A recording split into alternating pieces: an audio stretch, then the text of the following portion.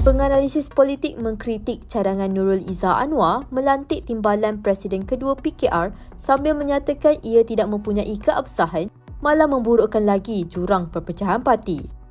Rafizi Ramli yang tumpas kepada Nurul Izzah pada pemilihan timbalan Presiden baru-baru ini mendedahkan Nurul Izzah mencadangkan beliau menjadi timbalan Presiden latihan dalam perjumpaan berasingan sebelum perwakilan parti mengundi. Namun Rafizi menolak tawaran berkenaan. James Chin dari University of Tasmania berkata cadangan tersebut tidak munasabah dalam sudut pandang demokratik dan Rafizi membuat keputusan tepat menolaknya. Chin berkata walaupun terpulang kepada parti untuk memutuskan strukturnya, mana-mana jawatan kepimpinan tertinggi perlu diisi melalui undi daripada perwakilan.